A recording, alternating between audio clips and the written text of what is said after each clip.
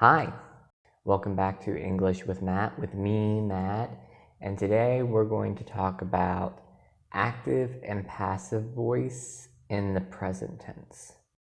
Now, first thing I want to say about this is I personally hate this, okay? It's not because for any particular reason, it's just I naturally can do it, and to sit and to make people learn it and people struggle with it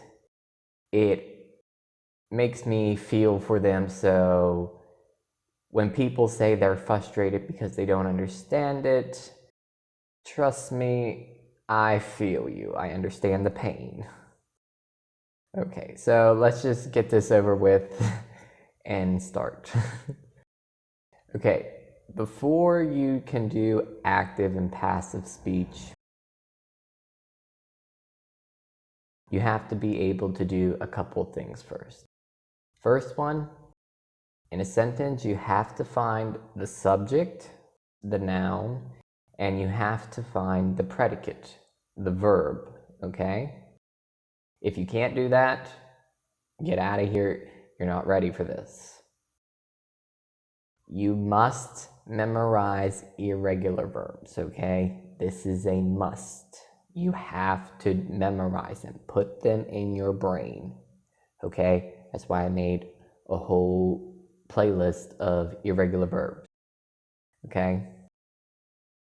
You have to know them in simple present, simple past, and the participle, okay? There's no escaping that. Like example, run, ran, drive, drove, driven, okay? If you ask me, just tell me this of this, I can tell you off the top of my head without even knowing it. It's because it's drilled into my brain. That's how we do it as children in school.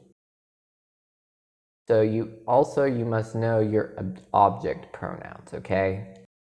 Like I, you, he, she, it, we, and they are the subject pronouns. Me, you, him, her, it, us, them is the object pronouns, okay? So if you don't know any of these, active and passive voice is going to be very difficult for you, okay? So I made this to try to help people the best I could because I've been getting a lot of requests. Can you explain active speech, passive speech? And I was like, okay, let's see what I can do. Okay, subject, the noun, predicate, the verb. Okay, I make a cake. First, we're going to find the subject, the noun. That's I. The predicate, or the verb, make. And a cake here is the object. It's what receives the verb, okay? Now, this is here the sentence put into passive voice. The cake is made by me. But I'm going to explain it how it's going to be a little bit easier to put the puzzle together.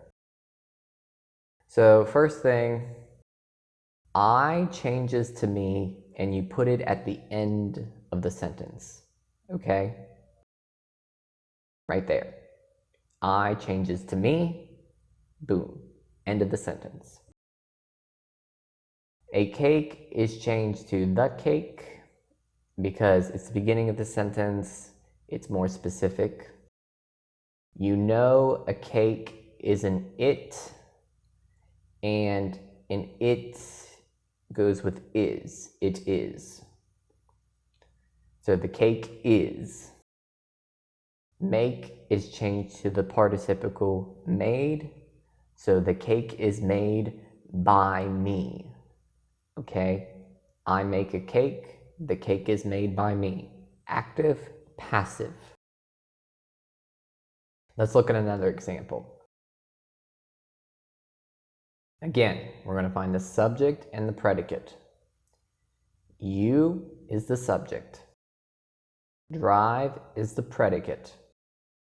The car is the object.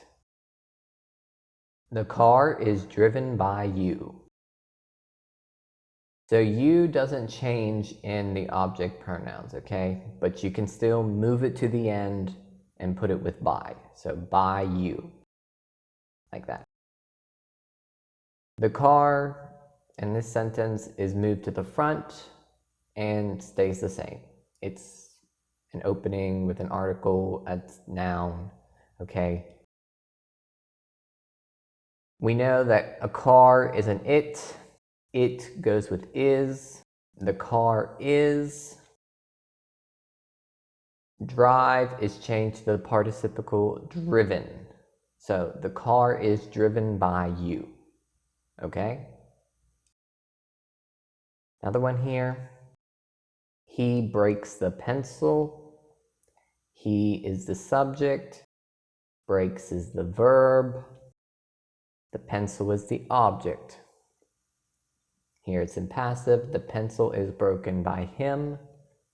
He changes to him and you move it to the end and you put by with it. Okay, it's the objective pronoun, object pronoun there. The pencil is about the same and you move it to the front. The pencil, you're being specific. We know a pencil is an it. It goes with the verb is. The pencil is. Breaks change to the participle broken. So the pencil is broken by him. Next one. She drinks tea. And I want you here to pause the video for a second to see if you think you can put it into passive by yourself, and then start it again and see how you did. Okay, let's try it now. She is the subject, drinks is the predicate, tea is the object. Here you don't need an article with it, the, a, or an. No, you don't need it. So the tea is drunk by her. She changes to the object pronoun her. Move it to the end of the sentence, put it with by her. Tea, you could change it to the tea because you're starting the sentence with it. You know, you want to be specific.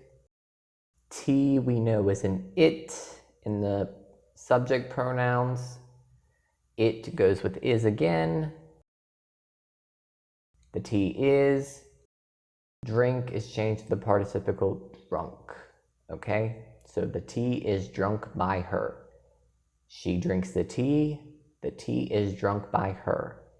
Passive, active, passive. Active, passive.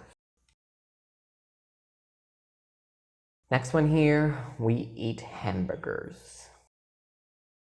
We is the subject, eat is the verb, hamburgers is the object. The hamburgers are eaten by us. We changes to the object pronoun us. Move it to the end of the sentence, put it with by. Right there. Hamburgers is changed to the hamburgers. You know, you want to be specific and use an article. Now, we know hamburgers is a plural. You know, one hamburger, two hamburgers. But it isn't it, it's a thing. So it isn't it. But because you have two, change it to they. They goes with the verb are. So that's why we say the hamburgers are. Are, the eat is changed to the participle eaten. So we eat hamburgers. The hamburgers are eaten by us. Simple. They wear blue shoes. Subject, they. Verb or predicate, wear. Object, blue shoes. The blue shoes are worn by them. They changes to them, and you move it to the end of the sentence again and put it with by them. Blue shoes is changed to the blue shoes because you want to have an article and you want to be specific. And again, shoe is an it, but how many feet do you have? You have 2 feet.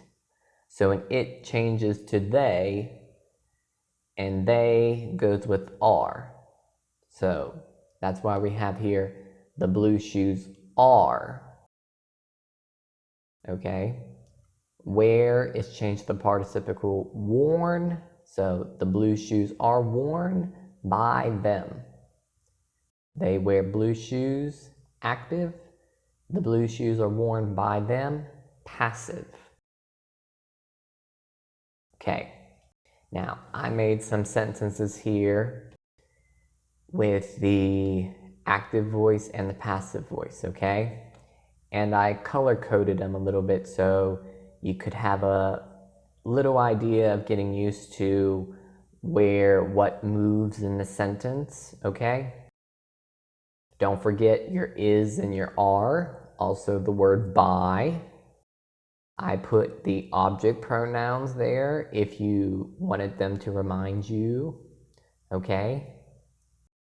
So the red words go above the red lines, the blue words go above the blue lines, the black words go above the black lines, but you have to change it, okay? So, I'm going to leave you here. There's some more questions after this. And give this video a like, a comment. If you like this, I'll probably do part 2. I'll go through all the tenses doing passive and active voice. Okay? Check out some other videos right now, and I'll see you in the next one. Bye!